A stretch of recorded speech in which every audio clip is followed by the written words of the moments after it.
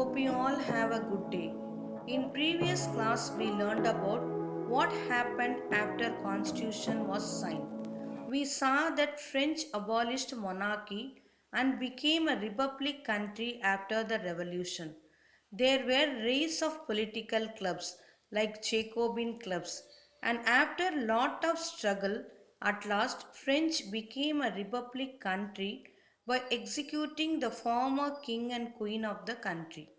In this period, they also gave voting rights to all men of 21 years of age, regardless of their wealth. So, people were quite happy at that time and they enjoying their newfound liberty and freedom. But the next era or the next topic we are going to see about is called Reign of Terror. Now that the France's Republic, let's understand the period from 1793 to 1794 and why it is called the Reign of Terror.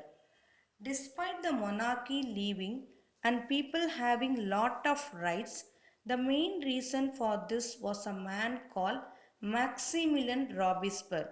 He was a former leader of a Jacobin club and became the ruler of the country.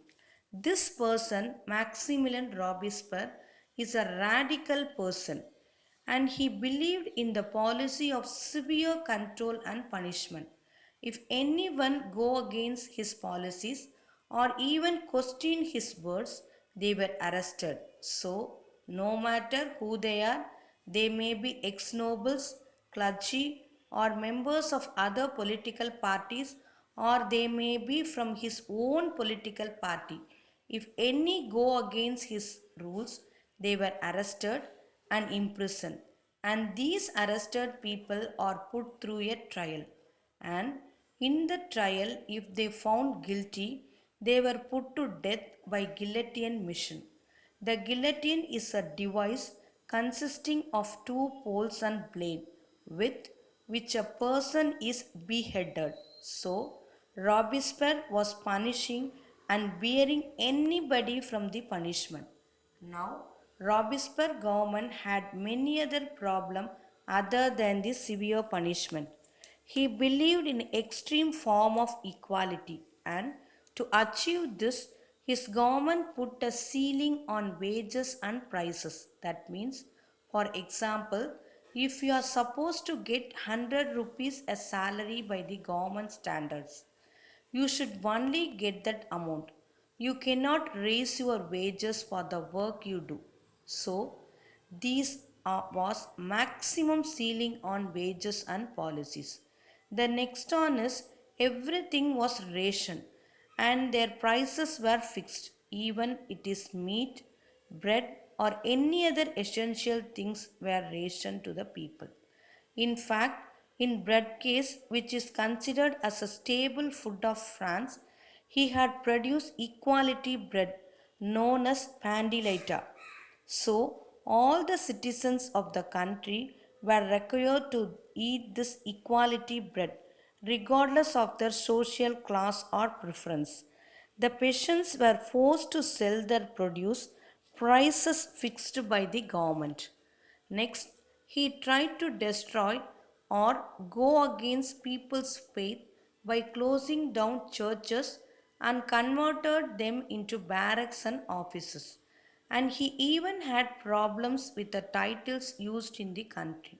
He abolished Monsieur and Madame, which means Sir and Madam, and he wanted everything to address each other equally as citizens.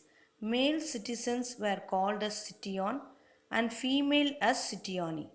Robespierre terrorized people by following his policy relentlessly. All the people and other political parties turned against him, and even his own supporters lost faith in him and demanded moderations. Finally, he was convicted by a court in July of 1794, arrested, and put to death by guillotine mission, which he formerly used to kill other people. After Robespierre was dead, the fall of Jacobin government resulted in confusion. among people and created an unstable political situation in France. So, this instability allowed the wealthier and educated middle class to seize the power.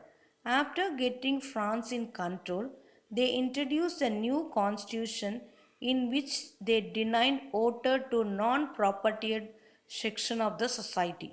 That means again the people are denied their rights to vote and only rich property earning men were allowed to vote. Two elected legislative councils were set up. This was meant to avoid the concentration of power in one man executive, like it happened in Jacobin government. They then appointed a directory which had five executive leaders.